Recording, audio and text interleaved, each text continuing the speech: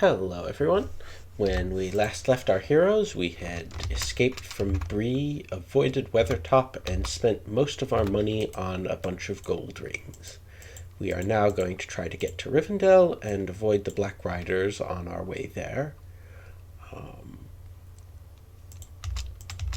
So the road is not particularly safe.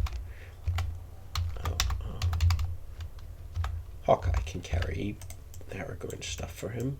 So instead, we will look under the bridge. Not sure why anyone would make a statue of Gandalf all the way out in the middle of nowhere, but we do have a cave system, and we've run into a pair of trolls. Trolls are pretty strong, but with 10 of us, we should be able to beat them. I am going to keep Ned Bushstock out of the line of fire, though. I don't want him, he's needed to hold the torch. Oh, I didn't realize that would happen if he escaped. Fortunately, we can fight perfectly fine in the dark.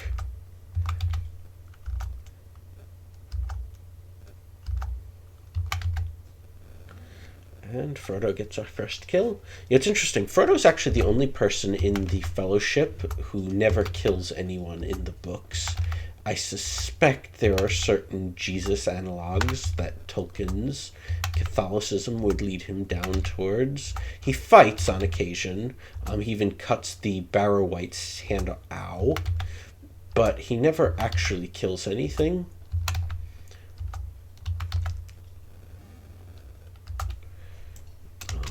Poor Druin taking a troll fist like that. He's down to 10 life. I'm gonna have him eat some beans. But hopefully that'll be the worst of this little cavern system. We are going to keep moving, because I doubt the Black Riders would ever think to go into a smelly, dank cave. And along the way, we might even find one or two interesting things. That gives us, well, it gives Frodo a new word of power. We've been collecting them. One of these days, we might even use one or two. But I will keep marching along. There actually is another Luthien in this cavern system, but we've already got one. We don't need a second. So, while Aragorn in the books leads them through Troll Country and even finds the 3 trolls that Bilbo ran into in The Hobbit, I don't think there are any caverns that get mentioned. I don't think the rain does anything. It's just kind of backgrounded, setting information, but we want to keep going east. At night it gets more dangerous, but we are going to stay off the main road as much as possible anyway. Oh, hello. Okay, I will want to recruit Glorfindel, but I would feel bad leaving any of our people out in the middle of nowhere. This is a somewhat more serious fight. We could use Elbereth to drive him off, but I think we can manage with just brute force.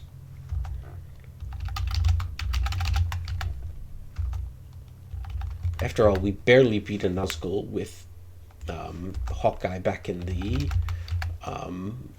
Shire, and that was with a lot less to work with.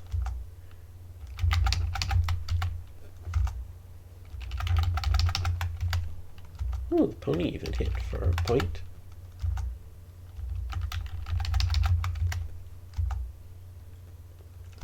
Good. Pony is doing its job as a meat shield.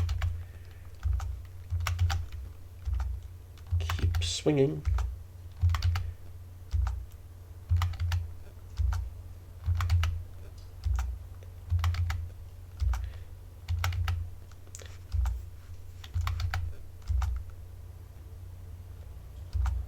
think that was the other pony, because getting hit for 13 would have killed the already injured pony. Okay, we can take its sword, but there's really no point. It's just a regular sword. Now, there's only really one way out of this, and we have to use the Luthien Word of Power, and we get this little bit.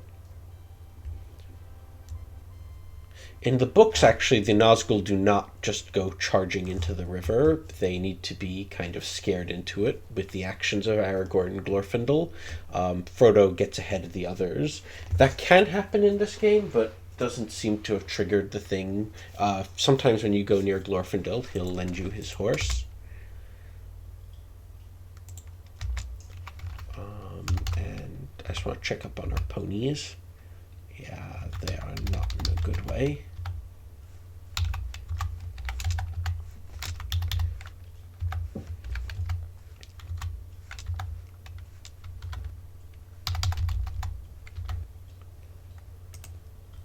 If we leave some extra stuff with the ponies, it's not the end of the world. So I think they have deserved a comfortable rest in Rivendell. By the way, my mouse, sometimes this happens in the game that the mouse does not conform to where you want it to go. Nothing from perception.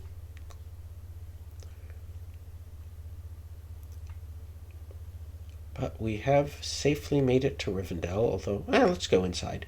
Every time you cross this little staircase, everyone will heal a bit, and you can just use it multiple times. So, if we check our ponies now, they are at full health. But let's leave them off in the stables to the northwest.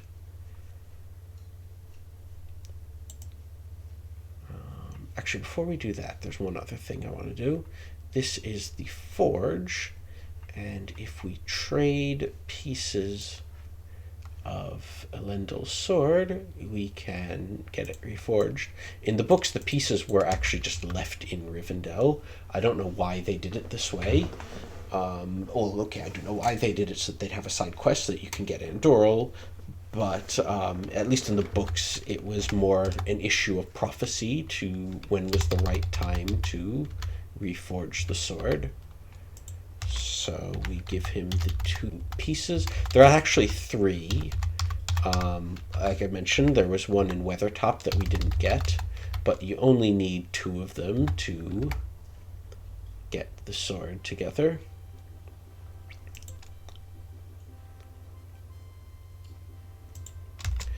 Now we have this. Aragorn's going to throw out his regular sword and take the much better Andoril. We should remember to equip it. I have forgotten to do that on several games. And I'm going to have that pony. The hot food isn't so important to hold on to, but I am going to have the pony trade the Athelis and one of the hot foods before we dismiss it. So we will dismiss pony number 1 and pony number 2. They deserve their own stalls. And there's actually a 3rd pony if you wanted to recruit one over here. So now that we've freed up 2 slots, I'm going to head back and pick up some elves instead. I don't know exactly why. Remember, this is where we heard Elvish singing. They have Legolas, instead of meeting him in the council chamber at Rivendell, he's kind of hanging out over here. Makes it possible for you to just not notice he's there, which always struck me as a little strange. Let's actually show. He's got a very high dex, decent endurance life. I think he knows 1 word of power for Elbereth, and he's got some skills. He's mostly good with a bow, which he has. And I'm going to have Ned Bushstock give him all those gold rings he was carrying.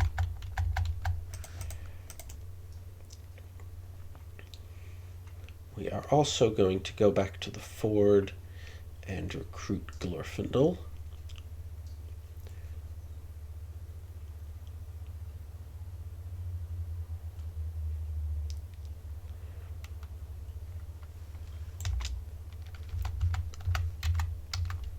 Maybe I should have spoken to Glor. I don't think he says anything that interesting, though.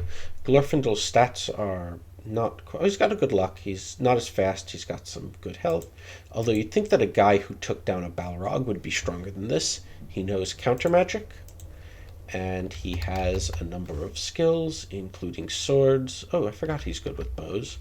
Ride is completely useless in this game, but will have some effect in the next game.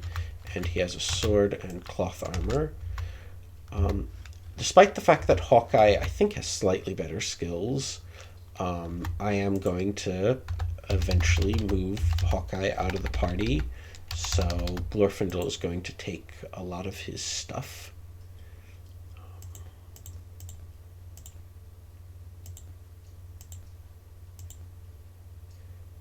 And there's no real point in having either. Hawkeye can keep those as souvenirs of his time with the Fellowship.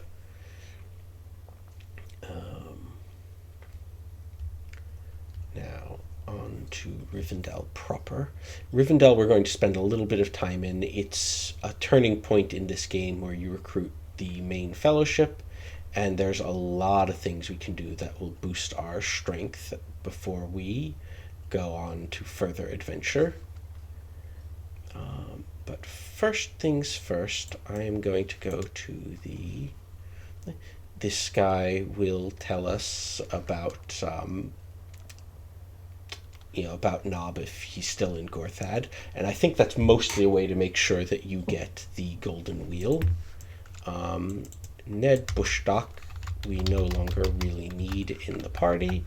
So as a reward for him carrying the torch for us, he can stay in Rivendell and keep Ben Appledore company. I do wonder how much, in the books at least, I'd be very surprised if any of the Bree people had any contact with Rivendell, but I suppose they wanted to make things a bit more coherent for the game purposes to make sure that you do your quests. We find Pelisar's girlfriend, or Hawkeye. We've met her. She will have something different to say if Hawkeye is dead, but as he's still alive, he will just leave the Fellowship, and that opens up 2 more people for us to recruit. Here we have Boromir. I find it very strange that Boromir gets a custom portrait, but Aragorn has the generic man portrait. But we have Boromir. Boromir is good in a fight. He's got a lot of hit points. He actually has a very high strength. Remember when we picked up Ruddy Oak, who is not quite an Ent, but another animated tree, he had a strength of 40. He's got some skills, which are mostly related to fighting. And he knows no magic. He also has some items, including a shield. I want to head down into the basement, because that's where Gimli hangs out.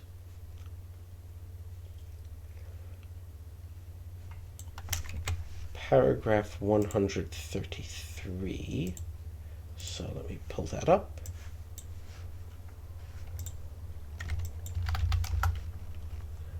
Rack upon rack of bottles line the walls. Most are surprisingly free of dust and cobwebs. The vintage wines represent more than one age of Middle-earth, samples of over 1,000 vineyards. Some, like the old Windwards, take your mind back across the leagues to the Shire.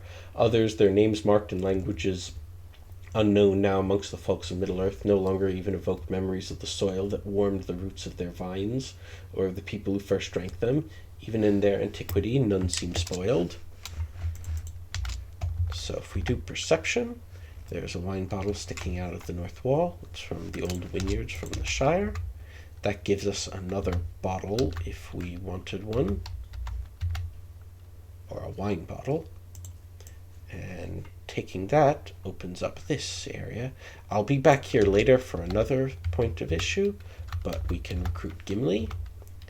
Gimli has a custom portrait and not the generic dwarf. He's basically a better version of Druin. No magic, but some skills. And he starts with an axe and some chainmail.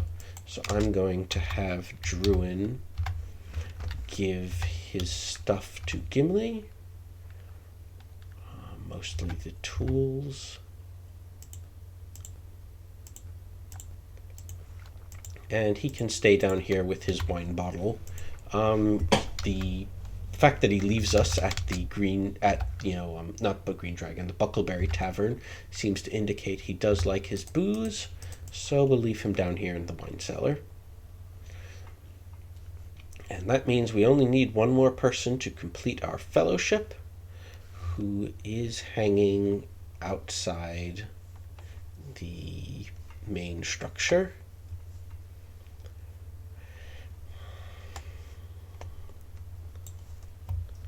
And then he instantly teleports out. So we can head back to... lets us know that the council's beginning. We can head in here for the long exposition that is shared with the books.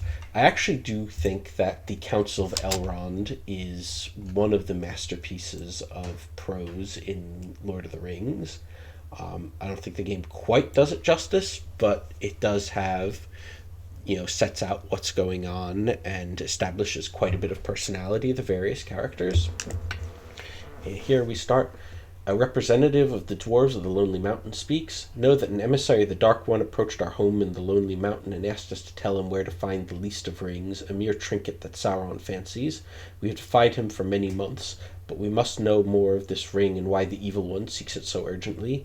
I was sent here for your wise counsel, and while another party, including some of the men of Dale, went as emissaries to the Lady of Lothlorien. I do find it interesting that, at least in Rohan and Gondor, Lorien is some sort of half-mythic place. I wouldn't have thought that the men of Dale would know any better, but I suppose on the other hand, over in Dale they have more contact with Thranduil's folk, and they might have heard secondhand more about elves. 149 has us with... I am Boromir, son of Denethor, who is steward over Gondor. I have come north seeking the answer to a dream which has plagued me. In that dream I thought the eastern sky grew dark, and there was growing thunder, but in the west a pale light lingered, and out of it I heard a voice, remote but clear, crying, Seek the sword that was broken, in Imladris it dwells. There shall counsels be taken stronger than mortal spells. There shall be shown a token that doom is near at hand, for Sildur's bane shall waken, and the halfling forth shall stand. What is the sword that was broken? Who or what was a Sildur's bane? Interestingly enough, this paragraph, while broadly sourced from Lord of the Rings, it leaves out the fact that Faramir has the dream first and has it repeatedly, whereas Boromir only has it once and later. I've never seen anything directly from Tolkien explicitly laying this out, but I've always had the impression that Faramir was the one who was supposed to, quote-unquote, go up to Rivendell, and Boromir was the one who was supposed to stay in Gondor and fight the wars. I do wonder how things would have turned out differently if that had happened. But then again, the journey is very dangerous. Boromir is long delayed and barely makes it. Faramir might not have made it at all. Aragorn speaks. The sword that is broken is the sword of Elendil, which was broken to pieces long ago. I am Aragorn, chief of the Rangers of the North, and descended by many fathers from Elendil himself. The one ring which has been carried from the Shire is Isildur's bane. Now that the ring has come to the wise once again, it is time for the heir of Elendil to make war on Mordor and end the tyranny of Sauron. Remember, in the books at least, Aragorn actually does want to go to Minas Tirith and isn't sure. Thought that maybe he could just leave Gandalf to make sure the ring went to Mordor. 42 Silent until now, Gandalf rose, then paused, considering his words carefully. Some would think that the pursuit of the ring-bearer might be proof enough that this halfling's ring is of great value to the enemy. I have long ago suspected the ring of Bilbo found might be the one that Sauron craves, yet not until the summer did I learn the full truth of this, or the nature of our peril, for Sauron is no longer our only enemy. Years ago, Saruman the White, leader of the White Council and greatest of those who are deemed wizards, sought the secret of rings, and was given this subject as his domain to study, and little love has he shown to those who would meddle in it. In the end, he stated that the ring had been carried by the currents of Anduin into the sea, and where it would rest forever. Long I believed him. In June, I learned from Radagast the Brown, another of my order, that the Nine, the Nazgul, were abroad, seeking a land called Shire, and a hobbit named Baggins. Immediately I rode to Saruman for his aid, for by his power alone had we forced Sauron from Dol Guldur and freed Mirkwood from its evil. Never did I make a greater mistake. Saruman greeted me and mocked me and called himself the Wizard of Many Colors. He demanded that I tell him where to find the ring, and promised me great power if I stood beside him.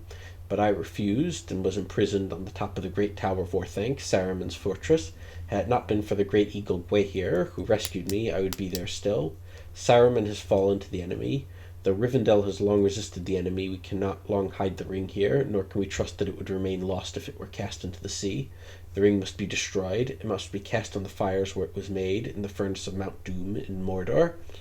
My own notes I would like to add is that Gandalf thinks that there's something very interesting about Bilbo's ring almost immediately, not because of the properties of the magic or that the luck that Bilbo starts demonstrating, but rather that he tells this very ridiculous story at first that he won it from Gollum in the riddle contest. Gandalf's province seems to primarily be people, and Bilbo acting very oddly is something that makes him search for a cause. What I do find interesting is that later, this is actually early in Lord of the Rings, Fellowship of the Ring, when he's talking to Bilbo in the Shire, before this game would start, that he notes that all the greater rings have gems except for the one, and Gandalf's seen the ring, so it shouldn't have taken him about 17 years to figure out that this was the one ring, and they probably could have saved a lot of trouble if he had put 2 and 2 together immediately. Paragraph number 3, all the way at the beginning.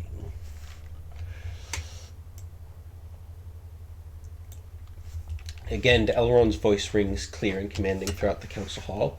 There can only be one conclusion drawn from these tales, that the enemy is moving again Middle-earth. He seeks the One Ring, and though the power of the 3 elven rings is strong, they alone cannot long resist the spreading of the shadow of his evil.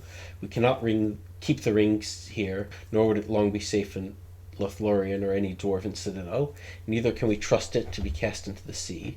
Therefore the ring must be destroyed. Elrond's gaze pierces the ring-bearer. I cannot ask you to undertake such a task, yet I know of none other who are more able. Will you take the ring south to Mount Doom to cast it in the fire? Yes or no?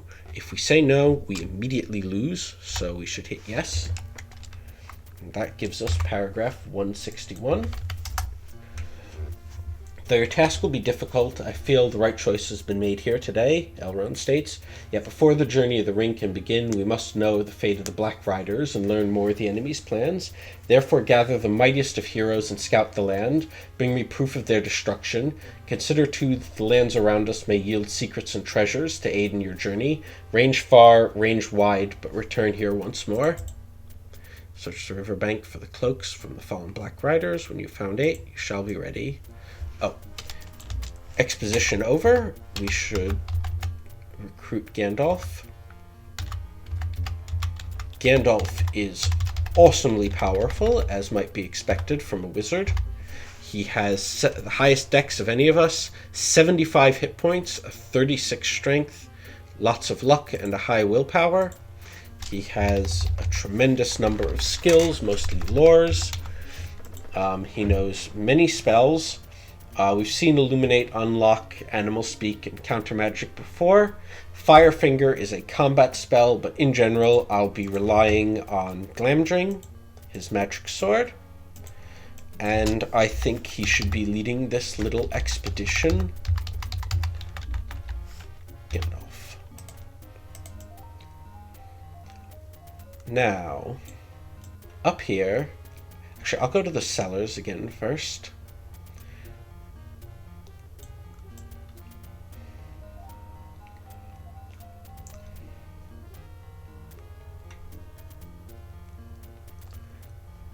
How's the booze, Druin?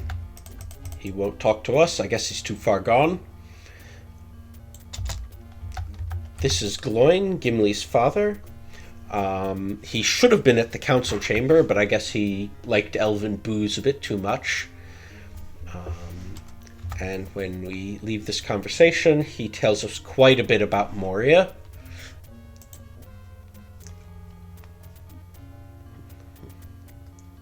Just giving you guys a chance to read it.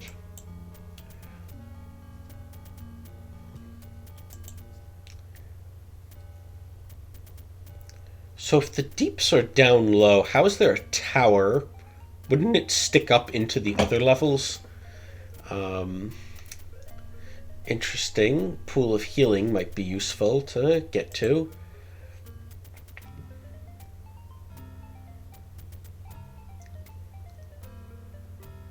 I don't believe there's any canonical stuff about Saruman hanging out in Moria, but it would make a good deal of sense. Saruman's association is always with crafts and craftsmanship, so he would definitely get along with the dwarves.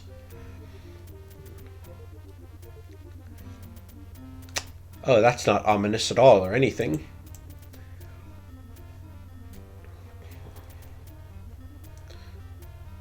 Over on the other end of Rivendell's cellars, we will find a set of tombs. These are mostly for the Dunedain.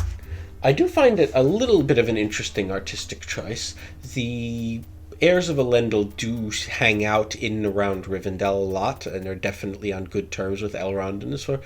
But a crypt for them seems to be a bit, I don't know, you don't think of too many elvish crypts, and I would think that a race of people who are basically immortal would have odd funerary customs if they have them at all. As for the paragraph itself, here in the nitro-coated crypt wall, the dust collects upon the empty stone shelf. The carvings beneath reserve that the spear has been reserved for Pelisar, Prince of the Dunedain. If Hawkeye is killed here, if you recall, we got ourselves a signet ring. I think Pippin had it. No, I guess not. Somebody has it.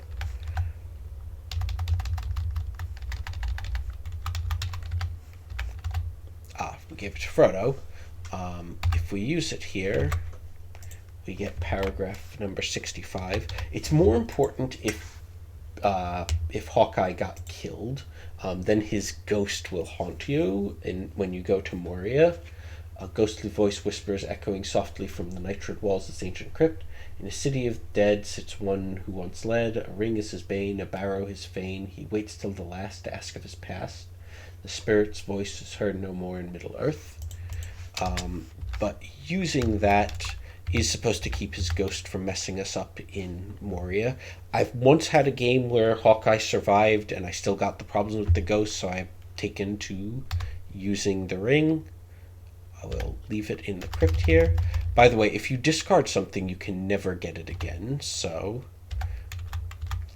Also, if we use the Baron word of power, Baron being the forebear to, among other things, the Line of Numenor, we now give everyone +1 dexterity.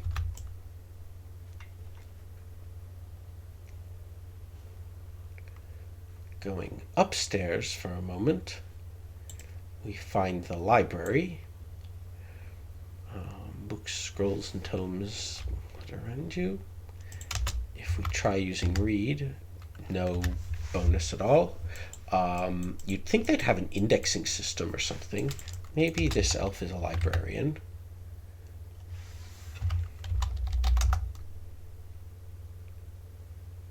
That is not hopeful.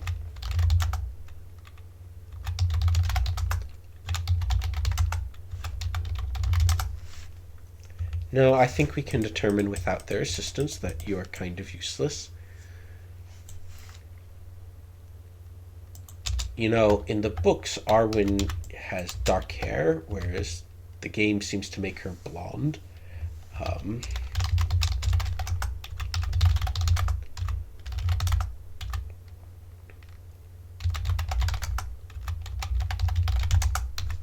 Nope. But despite her not being exactly a sparkling conversationalist, if we trade her one of many items, including the gold ring, whoops,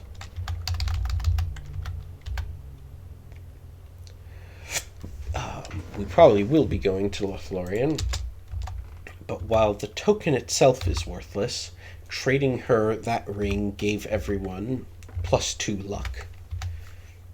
And while the token is only offered once, I just want to get everyone clustered around her, we can keep trading rings and gems and other goodies to Arwen, and she keeps giving us luck boosts. So we will free up inventory space and make ourselves much, much more powerful. I think after a while she should stop being surprised. I hope Aragorn really likes really gaudy multiple jewelry, because we're giving her a lot of it. Trade to Arwen, gem.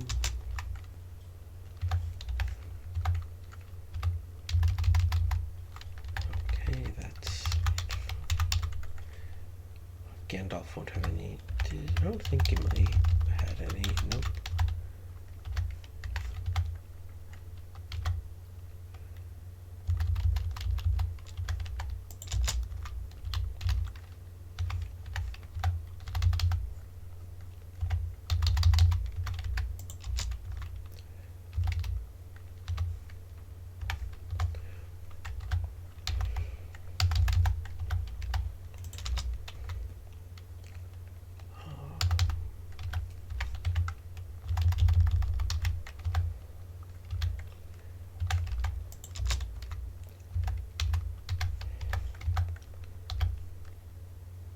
This is all for a good cause.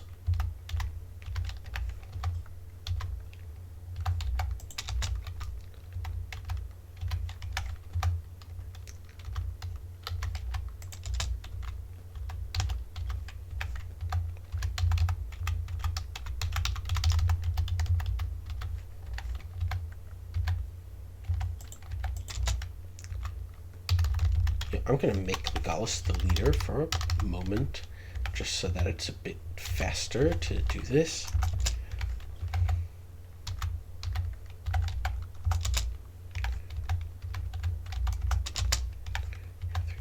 352, yes. U352, yes.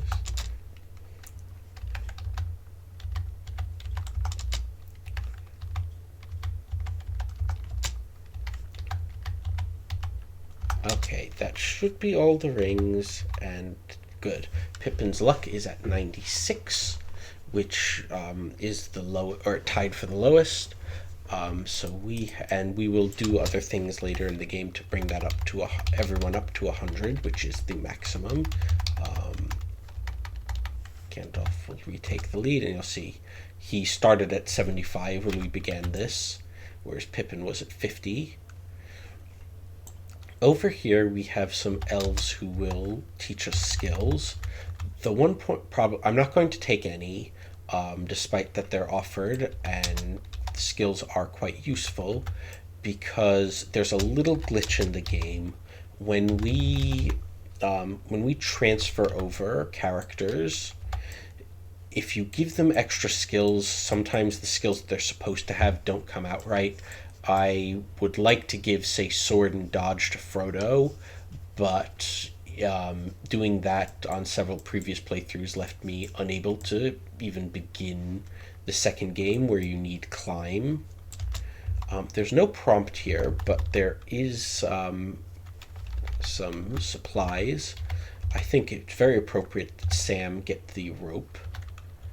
I'll give him a torch as well. Pippin will also take a torch, and we'll leave the rest of that junk where it is.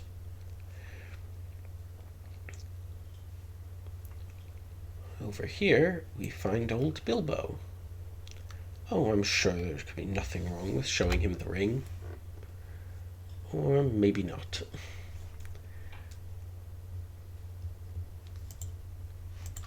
But that will have him give us Sting and the Mithril Coat. This is much better armor, and Sting is the best weapon that a hobbit can use. So I will trade out the cloth armor to... Gimli's got chainmail. Let's give it... No, Aragorn can't. Aragorn's out of carry. I'll give it to Gandalf. He's up in front. He should get a little bit of protection.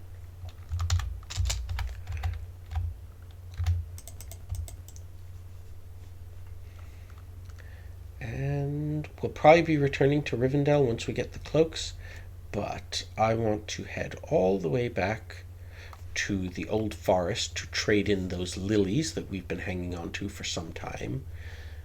Now that we have no Nazgul and quite a bit more strength, I don't think it's too big of a deal to take the road. And we march. Actually, no, before I just had an idea. Just a little bit of time saving, because we'll see. If we go south of Rivendell, there are a number of barrows. It might take a little while to get to it, though. It's a fair distance. So, walkie, walkie, walkie, walkie, walkie.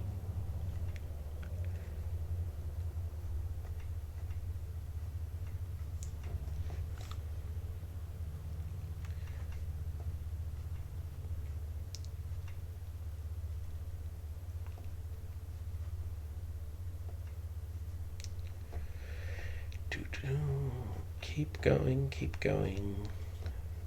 Okay, we're near the bottom of the world. So, probably a bit closer to the river. Here we are. Oops, we go into the barrow. Spirits of the barrow rise and bow to Aragorn. Your Majesty, long ago the people of Numenor came to this place to make a home in Middle-earth. Then Sauron came and corrupted many.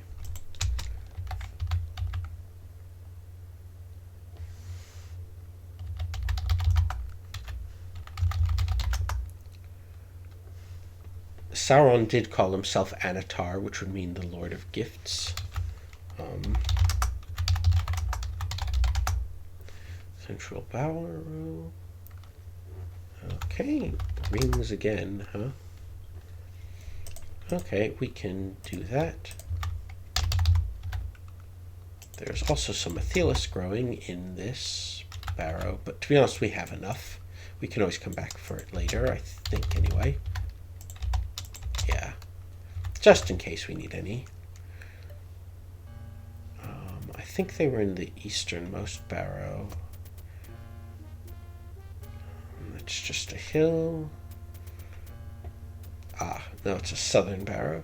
So this is the central barrow. And if we go in, 3 barrow whites. Let's test Andoril out.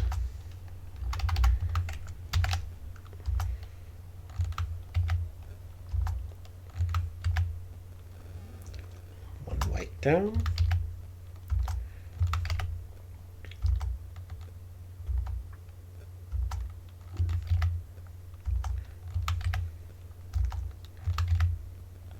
Two whites down. As you can see, there's very little that can threaten a full fellowship.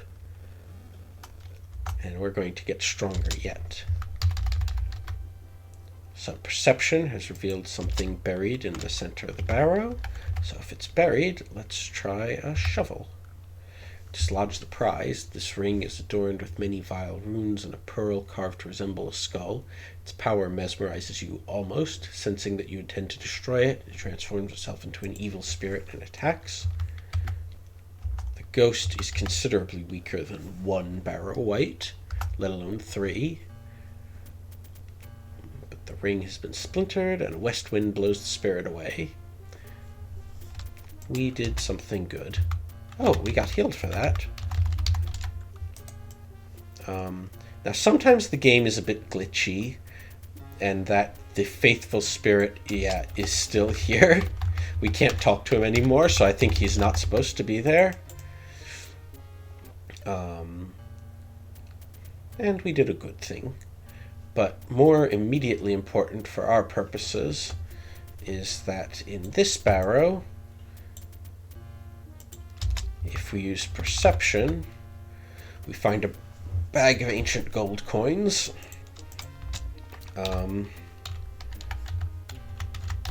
That will give us some silver pennies, and we are now up to 270. How did we get to 270? We should have only been at 220. I'm not sure. We got some money somewhere. But I guess silver pennies is just some fungible store of value. The reason I want to get the money is if we're going back, we should go to the blacksmith and get some better armor. And I'd hate to make 2 trips. So let's actually go back to the old forest. And if you feel bad... Okay, let's pick up... Elrond did ask us to take those cloaks, so that's 3 of them. In fact, there's 4 on each bank. If I've got 3, I want to get all 4 so I don't have to remember to search the east bank. If you feel a bit bad, though, about digressing, going back and forth like this, remember in the books they get to... oh no, a band of wargs. They get to Rivendell in October and wait until... and they wait until December 25th to head out. I'm sure the Christmas, leave on Christmas thing is intended, although exactly what sort of symbolism between starting the epic quest on Christmas Day is something I don't have enough Christian lore, as it were, to decipher. I'm sure someone more knowledgeable than I am, though, has written a couple of essays on the subject. But now we are actually heading back.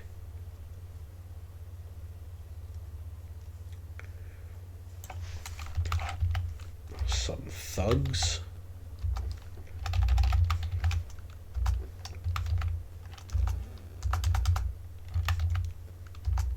You can see they barely qualify as an inconvenience. We've killed 2 and I think killed 3 before they've had a chance to even take a swing at us. Pathetic.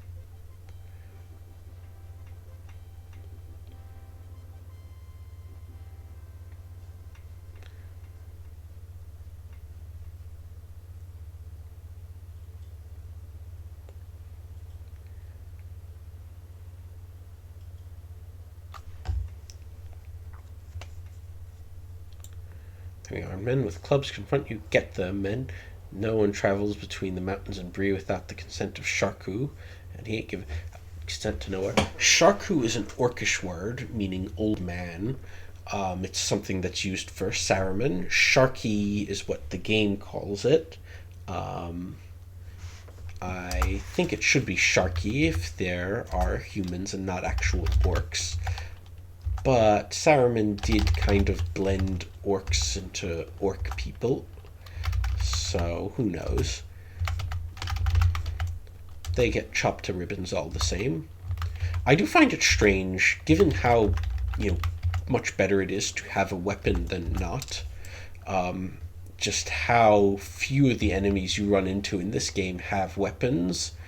It really would make the game a lot more interesting / dangerous if most of the orcs and stuff that you ran into had even very basic weapons.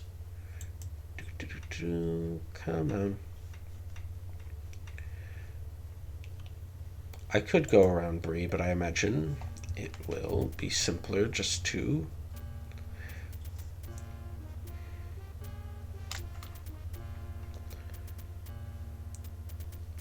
Okay, here's the prancing pony. Then that means here's the blacksmith. The blacksmith, we can buy chainmail and shields. So I think I'm going to prioritize armoring the hobbits. They do have the fewest hit points. Glorfindel's got cloth armor.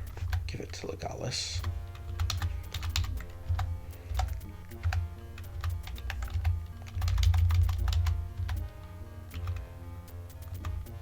And I'm going to actually give Gimli's chainmail to Merry.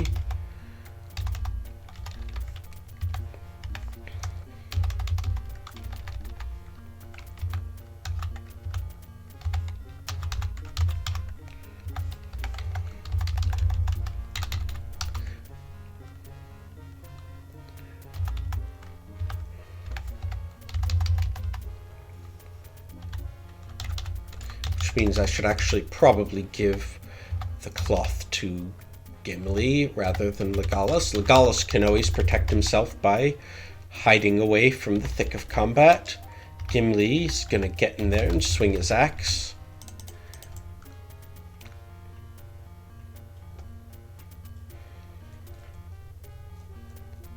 No, this is the wrong way. You know, it is nice to see. I don't think Bree was particularly a fortified town in the books, but it is nice to see a ditch around the wall. It's a very simple fortification step, and I'd imagine a place like Bree probably had a ditch and a gate without an actual, like, covered wall. I should really double check the books, though, to make sure, because there was a gate with a guard, as I recall. So you'd think that there's some sort of protective covering. Not worth double checking at the moment, though.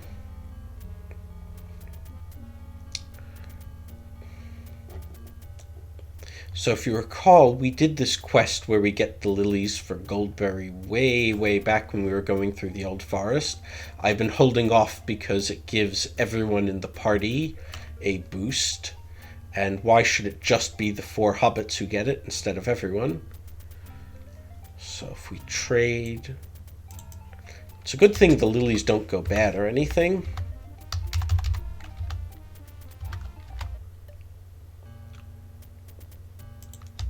And that gives not just... It gives +2 to every stat except for strength. So Pippin's luck is now 98.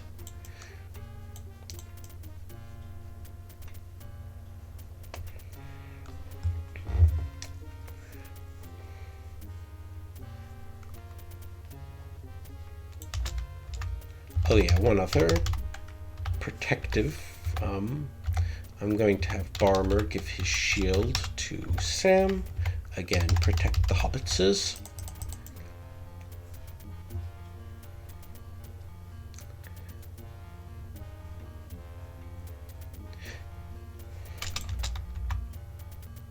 You know, with a bit of a windfall, like I said, when I was planning out this thing, I'm not sure. I seem to have gotten some extra money that I was not planning for. Not that I'm complaining, mind you, but it's actually irksome. I've been playing this game since the 90s, you know, doing repeated ones, and I still apparently don't know where I got all that cash from. So with 120, we can afford one more set of chainmail, a shield, and I'll go get that green skull that I bypassed. Feel a bit less like a cheater for doing the Forsaken Inn bit. No.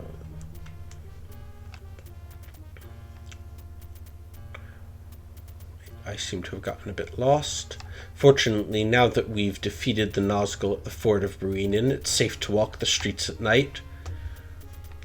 But I don't think that the blacksmith will sell us things if we enter the shop at night. Apparently he sleeps in his shop.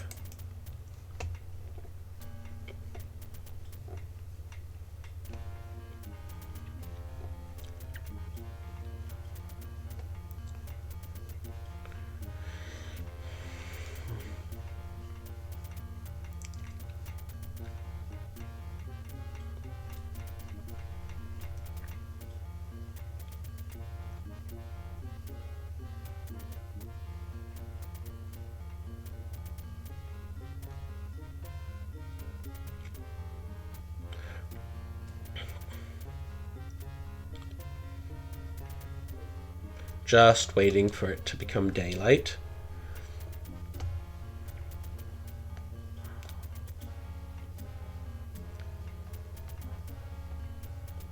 Come on.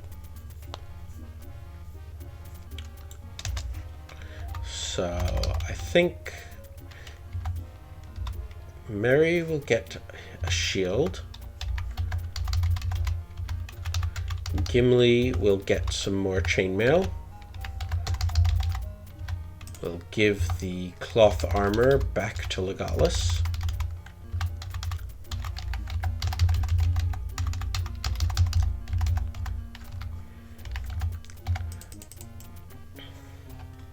And we will head back down to, again, I can never remember which one of the villages are which. The one in the south, to go get us a green skull.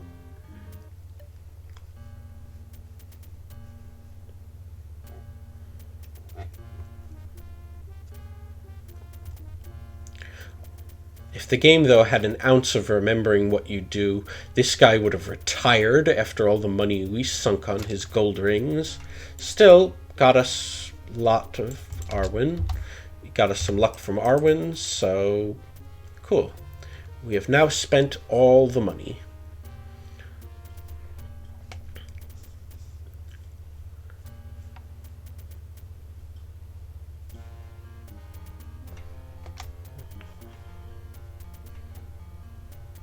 Where is the...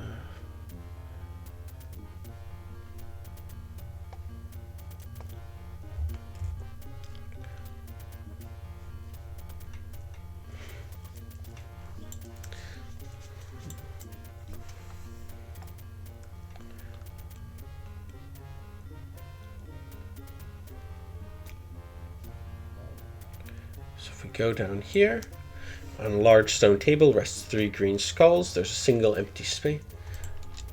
We cannot talk to the ghost, but if we use the green skull, we open up paragraph 202, which says, Oin's spectral voice whispers from Bury's Cairn, west, south, east, southeast, northwest.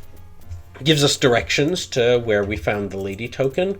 I'd be curious as to how anyone knows that's Oin's voice, especially if we come here kind of quote-unquote when we're supposed to. Maybe Gimli recognizes his uncle's voice, but I wouldn't expect Frodo and crew to. With that, we will go back to the Rivendell environ to pick up a few more bits of treasure and finish our finish collecting the black cloaks. Once again, with the Nazgul defeated, it's safe to walk through the road. So we can open up something in the Trollshaws. This little road that breaks off north. If we go to this way, we come across some ruins. Paragraph 43 says, a chill wind whistles eerily through the rough stone pillars that ring the hilltop like a mouthful of broken fangs. Near the ring's center, rough stone pillars that ring the hilltop like a mouthful of broken fangs. That's weird that it repeats that twice. Near the ring's stone center, rough stones tumbled here and there form a crude marker. Perhaps someone long ago left something here, intending to return for it later, much like Bilbo buried his troll booty beneath a cairnstone. Well, you know the drill by now. Perception to see if there's anything, and shovel to try to get anything. You found a huge sword of what must be immense magic power. Runes on the blade say, Dulcarak Olugmurth, the Hill of Teeth, Troll's Doom. Olug is Sindarin. I'm not sure about Dol. Dol would be Hill. Yeah, so that's Sindarin. Interesting why the elves would bury a sword. I think I'll give it to Boromir. And we can throw out his regular sword now that we have a better one. one other bit of loot between the, um, you know, between the bridge where we found the barrel and the ford is a pair of shields, and I would once again like to give a shout out to Michael Benes and hope that I'm pronouncing his name right, because I literally did not even realize there was something to find here until I found his site. So we will kill the spiders, and if we use perception,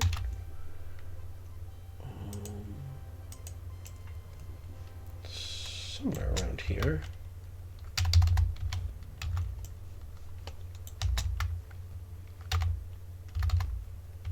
Oh, maybe I'm at the wrong patch of ruins. Yeah, I think this is the right patch of ruins.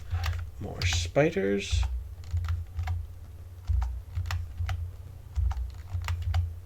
Remember when we fought them with some unarmed hobbits and they still weren't very dangerous?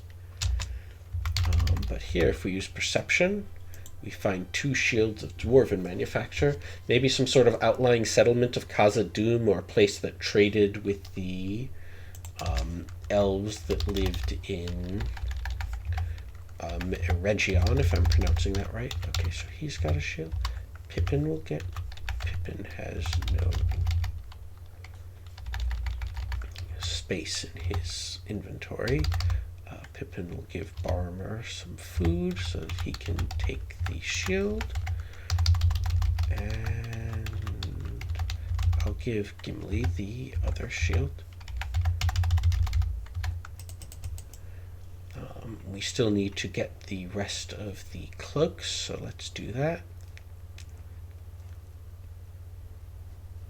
I think this sort of terrain up where my cursor is supposed to be swamps. I'm not quite sure how the swamps form with like a bank of dirt between the river and the swamp, but let's not think about it too hard and actually take the cloak.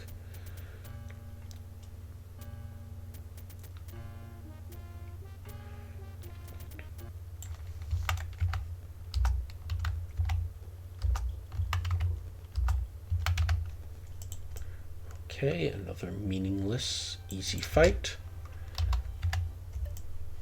I think we found 6 cloaks.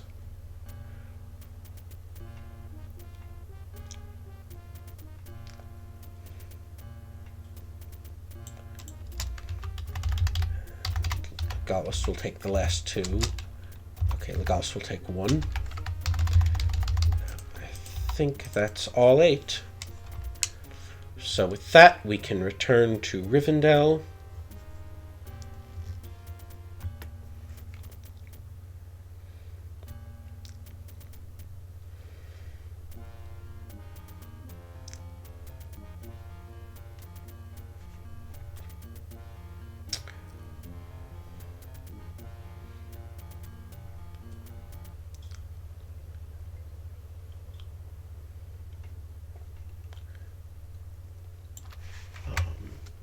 Paragraph 108 says,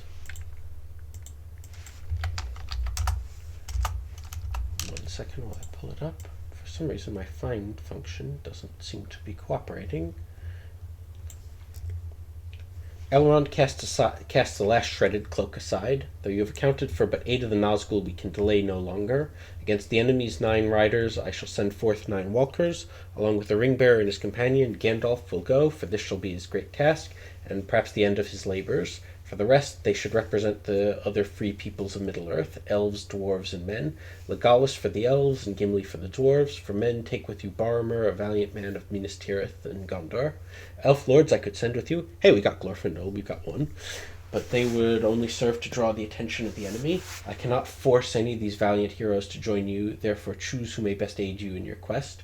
Your path lies south of here, through Redhorn Pass, and into the forest of Lothlorien. My folk have been instructed to give what aid they can, though some may still require a token in return. My kinsfolk question you, give my name as their answer. To Gandalf I give Miruvor, a powerful cordial, to help you in cold weather. Use it wisely. And lastly, I give you a single word. You will know when to use it. That word is melon. Fortunately, we've all read the books and or seen the movie, So, yeah, first I'm going to throw out all of these black cloaks. We do not need them anymore. And Legolas will throw out his one too. And we are ready to go on to Moria. Actually, one thing before we head out, you actually can recruit Bilbo, although he won't leave.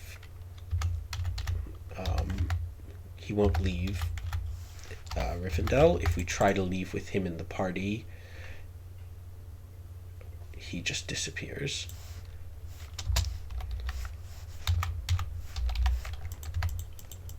He has an interesting variety of skills. He has a custom portrait, so he's important. Knows no magic.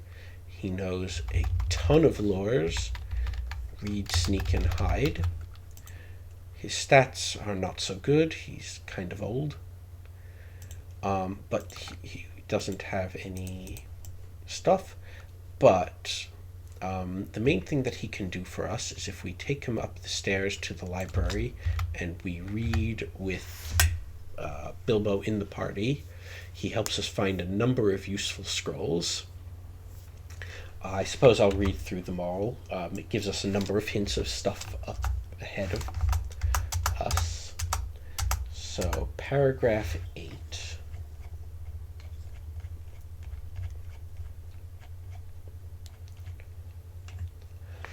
From a carefully scripted scroll you read, Moria, the black chasm, Khazad-dûm in the tongue of the dwarves, was a great dwarven city deep beneath the misty mountains. Its western gate faces into the lost land of Eregion, also called Hallan. Its eastern entrance opens into the Dimral Dale, into the golden woods of Lothlorien. Great stairs reached high into the mountain peaks and delve deep into terrible underground secrets. It is indeed one of the unequaled wonders of Middle-earth. It is also a place of horror and doom, for now no dwarves live there, only foul, darkness-loving creatures. Sounds like a great place to go. We can probably get a lot of loot there. 29. There is no greater power in Middle-earth than the pure white flame of the secret fire. This flame of Aenor is the Holy Spirit, Ea, that gives life to the thoughts of Ilúvatar's creation. The golden wheel of Aenor symbolizes Ilúvatar's power. It was forged from a shard of the lamps of the Valor, which were destroyed by Morgoth in the wars that occurred before the coming of the elves, and given by Eöl as a gift to the eldest of the dwarves, Durin. When Moria fell into darkness, the wheel was said to be lost. Yet there are tales of a golden disc that was taken by men to the lands west of Weathertop. Its true purpose of the wheel is lost, though it may only be intended as a symbol of the secret fire. Well, now we've got it. The 48. The dusty scroll gives up its secrets. In the dark days following the fall of the Witch King, the fortified village of Gorthad defended northernmost borders of what had once been known as Cardolan. Some maintained that the men of Cardolan rose up against their liege lord, that he had become a black sorcerer who sought to emulate the Witch King. The sources of this theory support their theories with further theories, that Gardalag, the lord of Gorthag, had taken a black book of sorcery from the ruins of Carn-dûm, and that he had purchased a golden wheel from orcs that had brought it from the depths of Moria. The men of Cardolan trapped their liege lord within his magic circle and banished his wife, who was allegedly a witch, into the far north. Now this makes no sense. Carn-dûm wasn't ruined until well after Cardolan had been destroyed, so I don't know where he's getting anything from the ruins of Carn-dûm. I think it would have made more sense to say that he had gotten it from a secret pact with the Witch King, or some sort of traitor in the evil ranks. 77. This scroll was apparently written by Gandalf, for the script matches other things he has written. It describes his visit to Dol Guldur and the research that was done in the Library of Minas Tirith, the great city in the south in Gondor. The tales of the Black Book are grim indeed. Some say it belonged to the Witch King of Angmar, but others say that it could only have been written by the necromancer of Dol Guldur. Gardalag, Lord of Gorthag, studied it thoroughly, and is said to have added many details on Moria when she learned from the orcs who overran Moria after the fall of Durin's folk. Boy, they really want us to go back to Gorthad and get the wheel, huh? The great book seems to open at once into something of interest. The Golden Wheel of Aenor, a curious artifact once possessed by the dwarves of Khazad-dûm, is said to wield some power over the forces of evil. One tale that escaped Moria's destruction was that of Borin, son of Bruin, who used the wheel to entrap a powerful spirit of evil. It is said that Borin and his comrades entombed the spirit far from the Misty Mountains, near a remnant of the Old Forest. 27. We are getting our way through the exposition. From a tattered tome you read, Moria, the Black Chasm, Khazad-dûm in the tongue of the dwarves, was a great dwarven city deep beneath the Misty Mountains. Great stairs, ... 130. Weathertop, the southernmost of the Weather Hills near Bree, was once the site of Amon-Sul, an ancient fortress destroyed by the forces of the Witch King. There are said to be crypts and caverns beneath its ruin, though not even the rangers know the way to find them. 159. In a happier age, the elves of Eregion were mighty smiths, creators of many wondrous magical items. Chief among these smiths was Celebrimbor. He created many rings of power untainted by Sauron's corruption. One of these, called the Smith's Ring, was imbued with a fraction of Celebrimbor's own skill. Though Eregion fell and Celebrimbor died, his skill lived on in the ring, passed down from smith to smith. At last it was carried into the Old Forest by Dunedain fleeing the Great Plague. Its owner died from Orc's arrow when he crossed the river Withywindle, and the Smith's Ring was never seen again. The Great Plague does happen in the Third Age, so I guess the timeline turns out. I'm not quite sure how it would have gotten to Gondor. It's kind of far away, but that's where the Great Plague hit.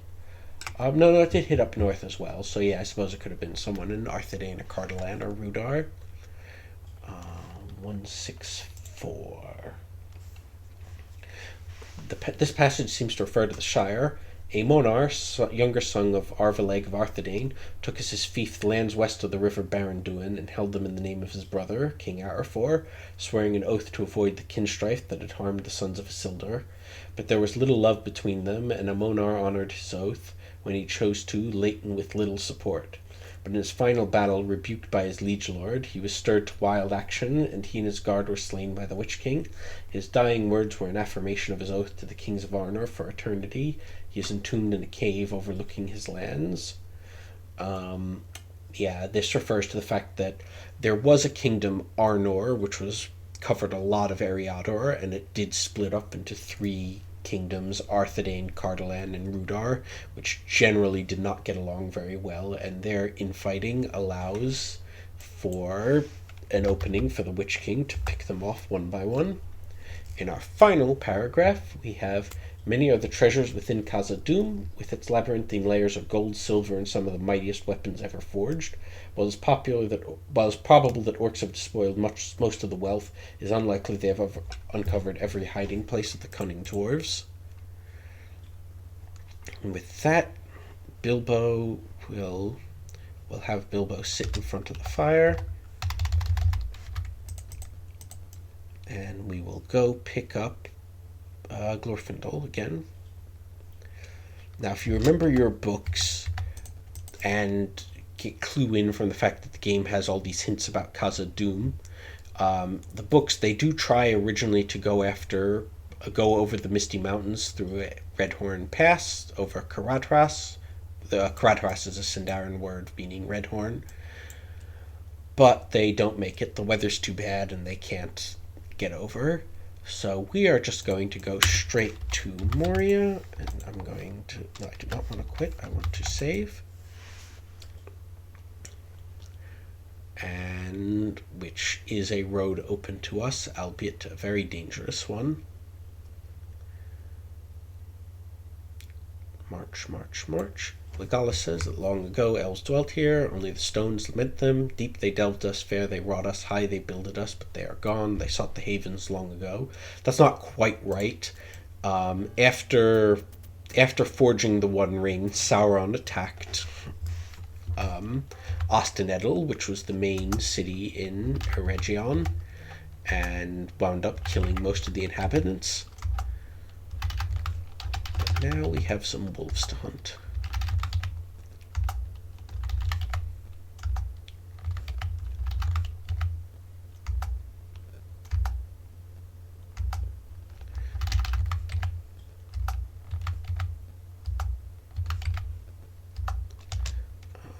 I'm going to give...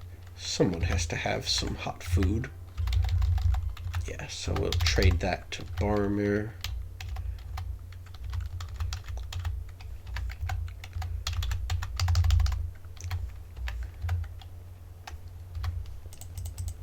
Where we're going, we want to be in tip-top shape.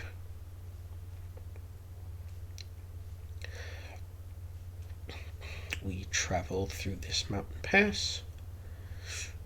In the books, they were actually fleeing from a huge army of wargs and needed to make sure they got inside before they got attacked again. Gandalf mutters words from under his breath and passes his hands over the surface. An arch comes into view, decorated with symbols of the elves of Eregion and the dwarves of Moria. An elvish inscription says, "Speak, friend, and enter." Gate to Moria appears before you. Gandalf stands at the gate and frowns. Idro, the elvish word for open. Nothing works. The password must be in elvish. These are elvish characters. Well, we've seen the movie and we've read the books and we got the word of power. So we will use the word of power, Melon. To the north, the gateway to Moria is now open, but the waters of the lake begin to seethe as if a host of snakes are swimming in it, and long sinuous tentacles reach out and attack the Fellowship. These tentacles are pretty dangerous, especially since the area is so narrow you often can't get everyone to attack in it, but they are also just vast and nasty, and it looks like Legolas isn't even in this fight.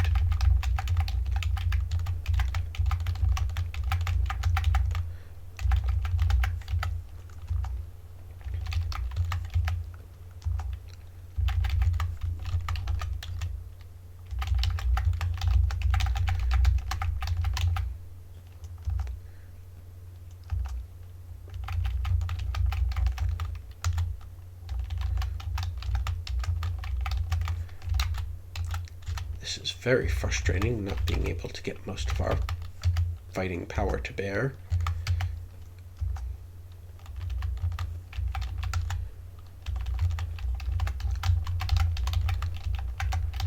Okay, I'm going to want to get Gimli out of the way.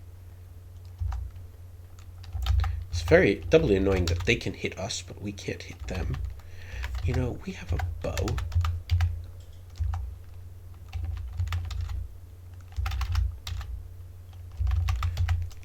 Okay, one of them's down. Didn't he have a bow too? No, I guess not. But I'll have him eat some rations.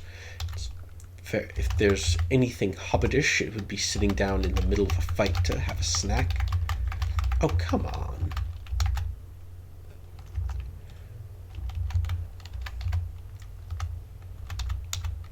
I wasted that food.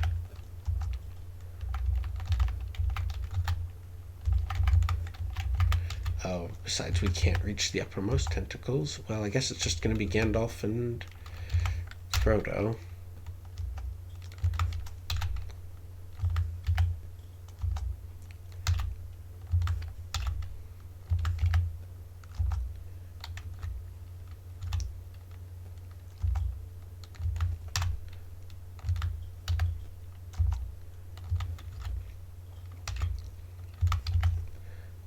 Come on, go down already. Okay, we are going into Moria before more come back. See paragraph 165.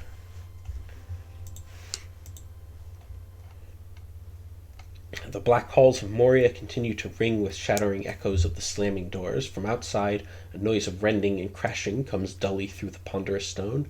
It comes to you that the sounds tell of the destruction of the great holly trees that once flanked the western gate.